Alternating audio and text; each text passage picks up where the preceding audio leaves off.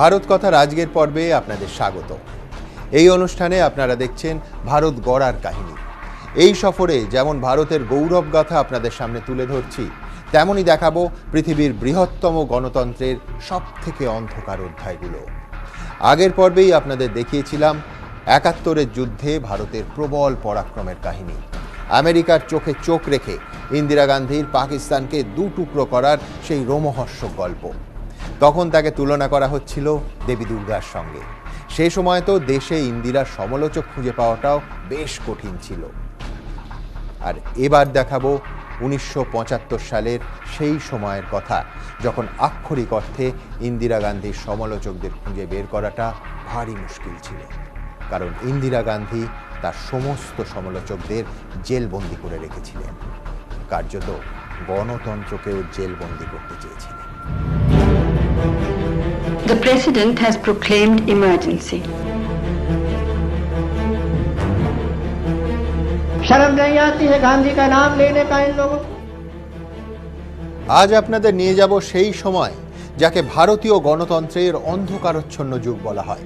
Emergency, জরুরি অবস্থা, ইন্দিরা গান্ধীর সেই সিদ্ধান্ত যা তাকে সিংহাসন থেকে মাটিতে আছড়ে ফেলেছিল। কিন্তু জনপ্রিয়তা চূড়ায় থাকা সত্ত্বেও ইন্দিরা গান্ধী এমন একটা সিদ্ধান্ত নিয়েছিলেন কেন? ভারতীয় গণতন্ত্রের পায়ে কেন পরানো হয়েছিল সরকারি নিয়ন্ত্রণের শেকল? এই সমস্ত প্রশ্নের উত্তর খুঁজতে আমরা ফিরে যাব আজ থেকে প্রায় ৪৬ বছর আগে, ১৯৭৫ সালের ২৫শে জুন। ঘড়ির কাঁটায় তখন রাত ৩টে।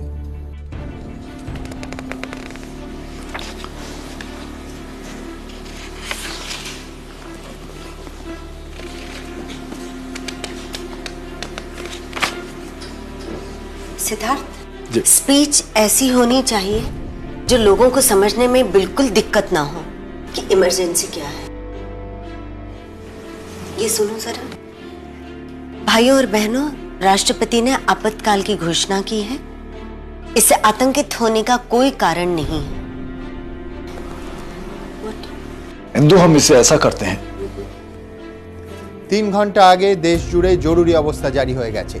স্বাধীন ভারতের ইতিহাসে প্রথমবার, সেই প্রথমবার দেশ এমন এক ভয়ঙ্কর পরিস্থিতির মুখোমুখি। কিন্তু তখনও দেশবাসী টের পায়নি পরের দিন সকালে ঠিক কী হতে চলেছে। আর সেই নিশুতি রাতেই দিল্লিতে প্রধানমন্ত্রীর বাসভবনে চলছিল গোপন বৈঠক। বৈঠকে ইন্দিরা গান্ধীর সঙ্গে উপস্থিত ছিলেন পশ্চিমবঙ্গের তৎকালীন মুখ্যমন্ত্রী সিদ্ধার্থ শঙ্কর রায় এবং কংগ্রেসের সর্বভারতীয় সভাপতি দেবকান্ত বড়ুয়া। কোন পরিস্থিতিতে জরুরি অবস্থা জারির মতো কঠিন সিদ্ধান্ত নিতে হলো, তা কিভাবে মানুষকে বোঝানো যাবে, তা নিয়েই আলোচনায় ব্যস্ত ছিলেন ত্রিমূর্তি। দীর্ঘ আলাপ আলোচনার পর ঠিক হয় প্রধানমন্ত্রী জাতির উদ্দেশ্যে ভাষণ দেবেন। আর সেই গভীর রাতেই চূড়ান্ত হয় সেই ভাষণের খসড়া। বৈঠক শেষে সিদ্ধার্থ শঙ্কর রায় যখন ইন্দিরা গান্ধীর বাসভবন থেকে বেরোচ্ছিলেন, তখন হঠাৎই তার সঙ্গে দেখা হয়ে যায় কেন্দ্রীয় স্বরাষ্ট্র প্রতিমন্ত্রী ওম মেহতার। रेशा, आपको पता चला? सभी अखबारों की बिजली काट दी गई है।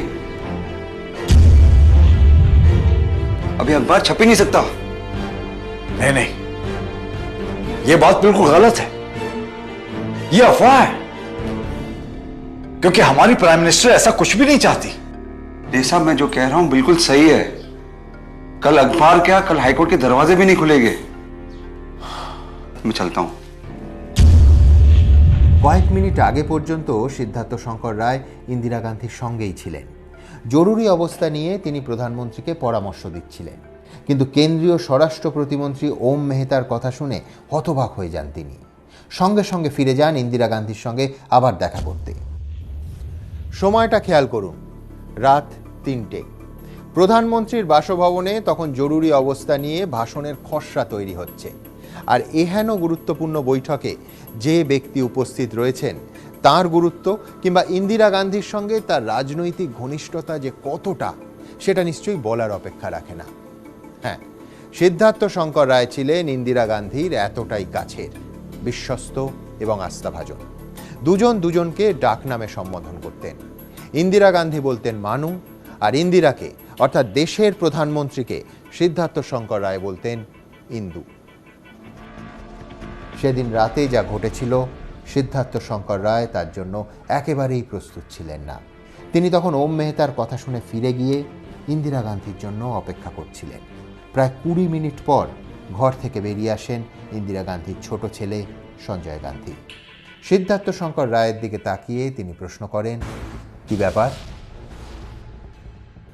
সঞ্জয় গান্ধীর কাজকর্মের ধরন ধারণ নিয়ে কংগ্রেসের অন্দরে অনেকেই তখন বেজায় অসন্তুষ্ট। তাঁদেরই একজন ছিলেন সিদ্ধার্থ শঙ্কর রায়। সেই রাতে সঞ্জয় গান্ধীকে সামনে দেখে তিনি জিজ্ঞেস করেন, যা শুনছি তা কি সত্যি? উত্তরে তার ছেলের বয়সী সঞ্জয় পশ্চিমবঙ্গের মুখ্যমন্ত্রীকে সেদিন ঠিক কি বলেছিলেন জানেন? आप लोग नहीं जानते सरकार चलाना।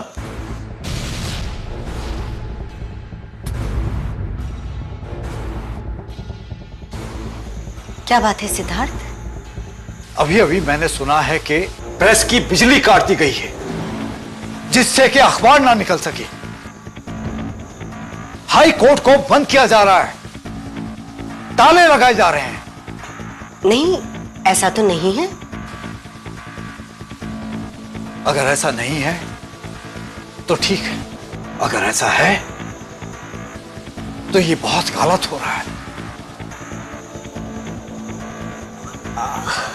अच्छा, तुम बैठो, मैं देखती हूँ।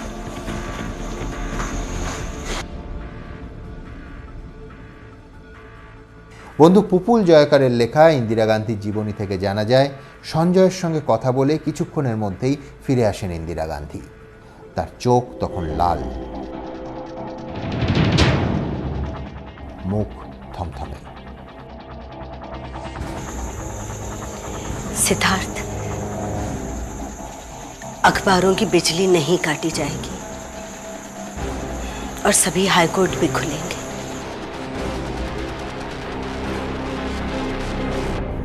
পরের দিন হাইকোর্ট খুললেও হাতে গোনা কয়েকটা মাত্র খবরের কাগজই প্রকাশিত হয়েছিল। অর্থাৎ বোঝা যাচ্ছিল ইন্দিরা গান্ধী নন, তার জায়গায় অন্য কেউ আড়াল থেকে সব কিছু পরিচালনা করছেন। 1975 সালের 26শে জুন ভোর 6টায় কেন্দ্রীয় মন্ত্রিসভার জরুরি বৈঠক ডাকা হলো। সাধারণ মানুষ তো ছেড়ে দিন, মন্ত্রিসভার বৈঠকে যোগ দিতে আসা হেভিওয়েট মন্ত্রীদেরও তখন ধারণাই ছিল না গত 6 ঘন্টায় দেশ কতটা বদলে গেছে। 7 সকালে ডাক পেয়ে 15 জন ক্যাবিনেট মন্ত্রী তখন মিটিংয়ে হাজির। কেউই জানতেন না তাদের কেন ডাকা হয়েছে। কিছুক্ষণ বাদে কেন্দ্রীয় স্বরাষ্ট্র প্রতিমন্ত্রী ওম মেহতাকে সঙ্গে নিয়ে মিটিংয়ে উপস্থিত হন ইন্দিরা গান্ধী।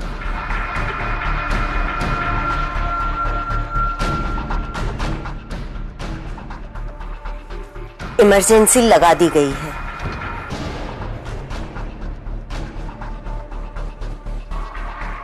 जयप्रकाश नारायण, मोरारजी देसाई और भी कई लीडर्स को गिरफ्तार कर लिया गया है। প্রধানমন্ত্রীর কথা শুনে সবাই তখন চুপ, যাকে বলে পিন ড্রপ সাইলেন্স। সেই নীরবতা ভেঙে প্রতিরক্ষা মন্ত্রী শরণ সিং প্রথম প্রশ্নটা করেন, मैडम प्राइम मिनिस्टर, इस इमरजेंसी की क्या जरूरत है जी? 71 से एक्सटर्नल इमरजेंसी तो लगी हुई है। एक्सटर्नल इमरजेंसी से देश के अंदरूनी हालात पर काबू नहीं पाया जा सकता है।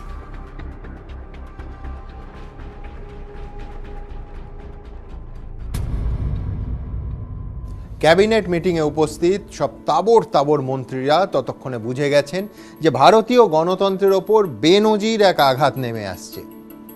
কিন্তু 15 জন কেন্দ্রীয় মন্ত্রী, হ্যাঁ, ক্যাবিনেট বৈঠকে উপস্থিত 15 জন কেন্দ্রীয় মন্ত্রীর মধ্যে একজনও টু শব্দটা সেদিন করেননি। প্রতিবাদ তো অনেক দূরের বিষয়। সেই 15 জনের সম্মতিতে মাত্র 15 মিনিটের মধ্যেই ক্যাবিনেটে জরুরি অবস্থা এবং তার সঙ্গে যুক্ত সমস্ত প্রস্তাব পাশ হয়ে যায়। কেন্দ্রীয় মন্ত্রিসভার সেই বৈঠকে উপস্থিত বেশ কয়েকজন মন্ত্রীর সঙ্গে পরে কথা বলেছিলেন সাংবাদিক ইন্দ্র মালহোত্রা। उस कैबिनेट मीटिंग में जिस तरह दहशत होती है ना, उस तरह वो मिनिस्टर बैठे थे, कोई नहीं बोला। ইন্দিরা গান্ধীর মন্ত্রিসভায় সেই সময় তথ্য ও সম্প্রচার প্রতিমন্ত্রী ছিলেন ইন্দ্র কুমার গুজরাল, যিনি পরবর্তীকালে দেশের প্রধানমন্ত্রী হন।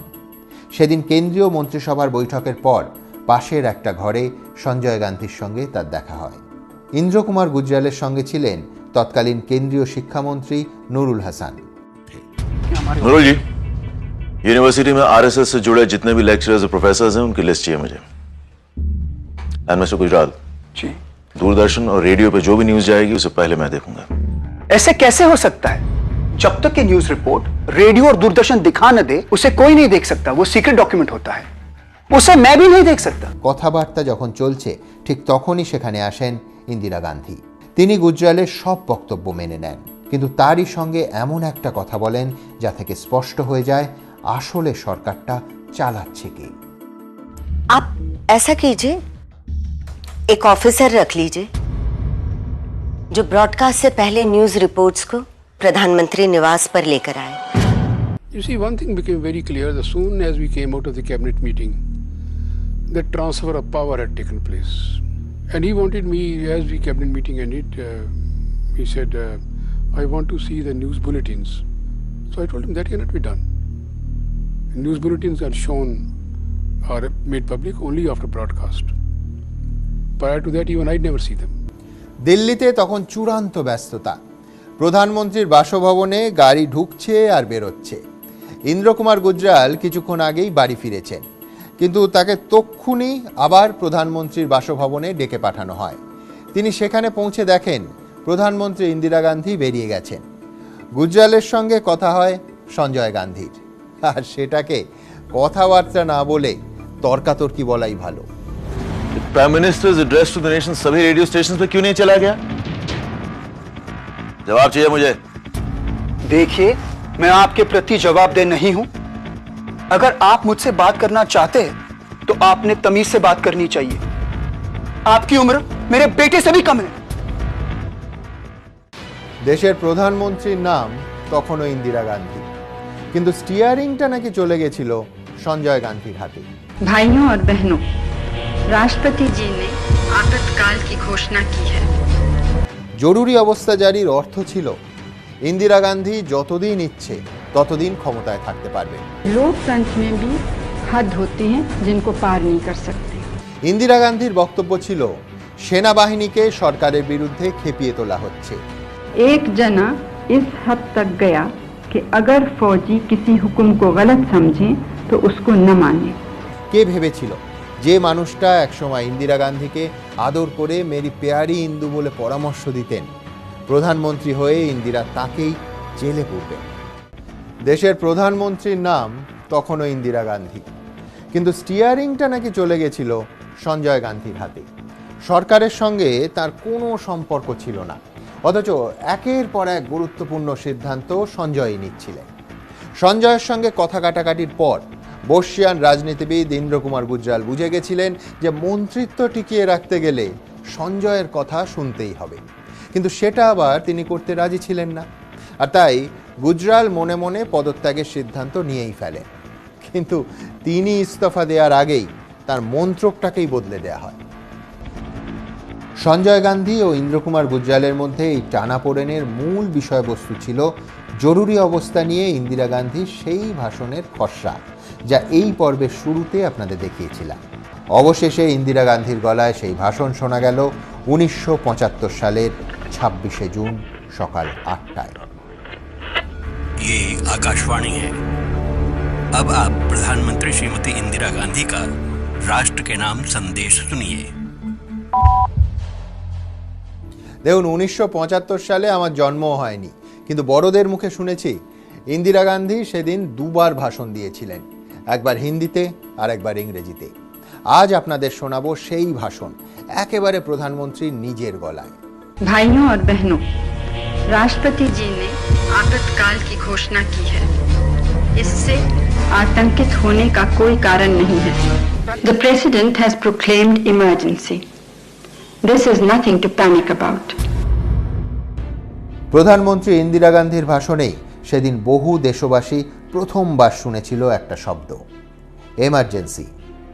সংবিধানের 352 নম্বর ধারা অনুযায়ী দেশে জারি হয়েছিল জরুরি অবস্থা।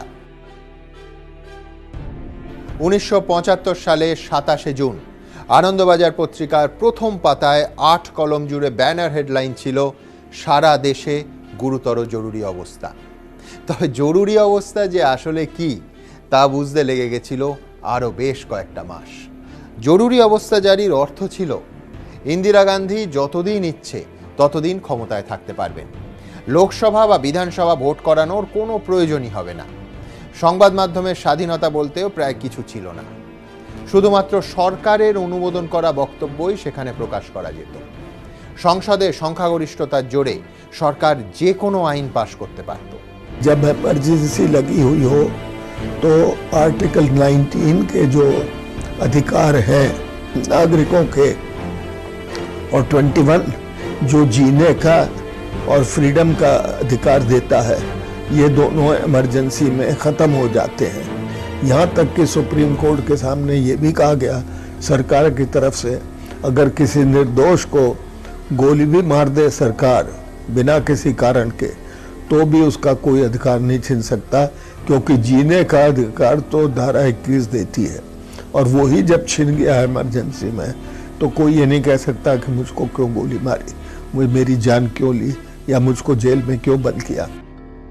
যদিও প্রধানমন্ত্রী ইন্দিরা গান্ধী তার ভাষণে গোটা ব্যাপারটা এমনভাবে তুলে ধরেছিলেন যেন জরুরি অবস্থা জারির মধ্যে অস্বাভাবিক কিছুই নেই। শুনুন তার নিজের কণ্ঠে সেই ঐতিহাসিক এবং অবশ্যই বিতর্কিত ভাষণ। इस शांति को हमें बनाए रखना है और हमको ये समझना है कि लोकतंत्र में भी हद होते हैं जिनको पार नहीं कर सकते। मैं आपको विश्वास दिलाना चाहती हूँ कि जो नेतागण गिरफ्तार हुए हैं उनको सुविधाएं दी जा रही हैं और आराम से रखने की पूरी कोशिश है।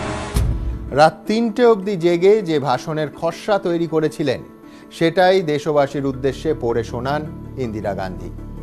কেন তাকে জরুরি অবস্থা জারি করতে হলো সেই কারণগুলো সাধারণ মানুষকে বোঝানোর আপ্রাণ চেষ্টা করেন তিনি। ইন্দিরা গান্ধীর বক্তব্য ছিল সেনাবাহিনীকে সরকারের বিরুদ্ধে খেপিয়ে তোলা হচ্ছে, আর তা রুখতেই নাকি জরুরি অবস্থা জারি করাটা অত্যন্ত জরুরি ছিল। শুনুন তার সেদিনে সেই ভাষণের মূল অংশ। एक जना इस हद तक गया कि अगर फौजी किसी हुक्म को गलत समझे तो उसको न माने। यह कार्यक्रम इस महीने के 29 तारीख से शुरू होने वाला था। हमें जरा भी संदेह नहीं कि ऐसा कार्यक्रम शांति और आर्थिक स्थिति को घोर खतरा पैदा करता। একজন আরে একজন আর কেউ নন, জয়প্রকাশ নারায়ণ। রাজনীতি এক বিচিত্র বিষয়। আজ যে বন্ধু কাল সে শত্রু, আজ যে আদরের কাল সে ঘৃণার পাত্র। ব্যক্তিগত সম্পর্ক, ঘনিষ্ঠতা কখনো কখনো এই রাজনীতিতে বড্ড ক্ষণস্থায়ী।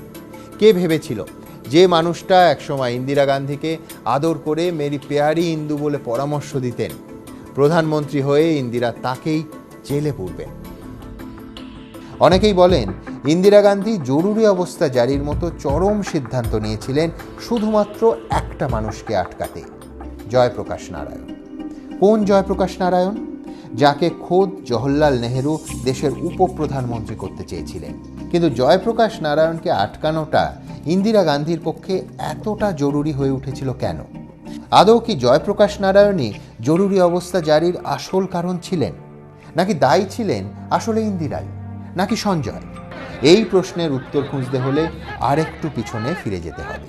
সময়টা 1971 সাল। লোকসভা ভোটের প্রচারে ইন্দিরা গান্ধীর একটা স্লোগান আসমুদ্র হিমাচলে একেবারে তোলপাড় ফেলে দিয়েছিল, গরিবি হটাও। वो कहते हैं इंदिरा हटाओ, हम कहते हैं गरीबी हटाओ।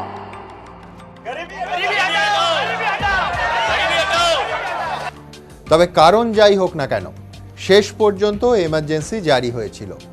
আর এটাও সত্যি যে সেই সময় ইন্দিরা বিরোধী শিবিরের প্রধান মুখ হয়ে উঠেছিলেন ইন্দিরার বাবার একদা অত্যন্ত বিশ্বস্ত সহযোগী জয়প্রকাশ নারায়ণ। একসময় পেয়ারি ইন্দুর এখনকার একটার পর একটা সিদ্ধান্ত তাকে ব্যথিত করেছিল। ব্রিটিশদের বিরুদ্ধে ভারত ছাড়ো আন্দোলনের অন্যতম সৈনিক জেপি আবার প্রস্তুত হচ্ছিলেন আরেক শাসকের বিরুদ্ধে আন্দোলনের জন্য। একদিক থেকে দেখলে এই লড়াইও তার কাছে ছিল একটা স্বাধীনতার লড়াই, অন্য রকমের স্বাধীনতা।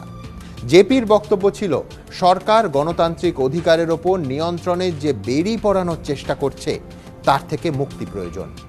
জেপির এই আন্দোলনই চিন্তায় ফেলে দেয় ইন্দিরা গান্ধীকে। তিনি আরও মরিয়া হয়ে ওঠেন। এখান থেকে পরিস্থিতি কিভাবে জরুরি অবস্থার দিকে এগোলো সেটাই আপনাদের দেখাবো এই ভারত কথার আগামী পর্বে। যে ইন্দিরা গান্ধী বিরোধী শিবিরকে একেবারে কুপকাত করে দিয়েছিলেন, সেই তাঁরই বিরুদ্ধে এত কম সময়ে এত বড় অসন্তোষ তৈরি হলো কি করে? জনপ্রিয়তার শীর্ষে থাকাকালীনই সুপ্রিম কোর্টে বড় সড় ধাক্কা খান ইন্দিরা গান্ধী। ক্ষুব্ধ ইন্দিরা তৎপর হয়ে ওঠেন সুপ্রিম কোর্টের ডানা ছাঁটতে। আর এইখান থেকেই ইন্দিরা গান্ধীর সঙ্গে জয়প্রকাশ নারায়ণের বিরোধের সূত্রপাত।